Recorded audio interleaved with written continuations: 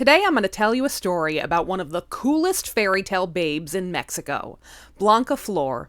I'm Liz, and this is Around the World in 80 Folktales. Blancaflor was the daughter of a dark magician. He won the life of a young man named Don Pedro in a sneaky poker match. He brought Don Pedro home as a servant, ultimately intending to kill him. But Blancaflor fell for Don Pedro on sight and decided to win the young man for herself. She used her own magic powers to undermine every single one of her father's tricks.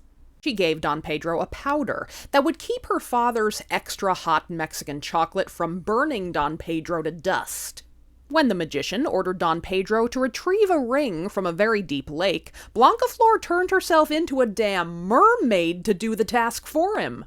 When the magician ordered Don Pedro to build him a palace in 24 hours, Blancaflor supplied him with a wand that would achieve the task. When Don Pedro had to tame an untamable horse, Blancaflor gave him the spurs to do the trick. Don Pedro must have been a damn fine man, is all I'm saying.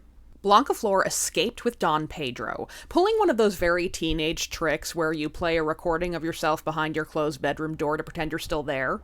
But in this case, it was a glass of her bewitched spittle. Now, even after all that, Blancaflor had to use every last bit of magic to keep her and Don Pedro safe.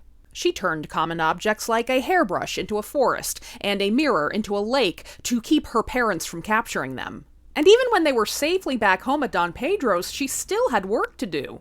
It seems all of her magic had a condition. She told Don Pedro, "Make sure you let no one hug you for the next 7 years, otherwise you will forget who I am and everything we've been through." And to be fair to Don Pedro, he did his best to make sure no hugs happened. But one of his aunties couldn't help herself when he lay down for a little nap and she gave him a little hug. And when he awoke, he couldn't remember the woman who had saved him 8 damn times already. Not too many worries there though, because Blancaflor was up for this task.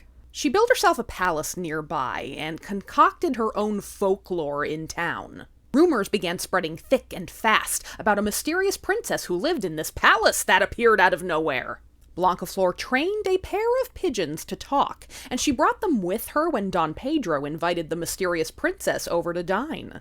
And when the pigeons told Don Pedro his own story, it all came rushing back. And they finally got there happily ever after. Toon Books recently published a fantastic graphic novel for kids based on this tale, written by Nadia Spiegelman and Sergio Garcia Sanchez. It's so cute and funny, it makes Blancaflor the lead and spins her as a superhero. But my favorite part of this adaptation is an afterword that's written about how this fairy tale represents women's unseen labor in relationships. You gotta love a kid's book that gets those conversations rolling at an early age.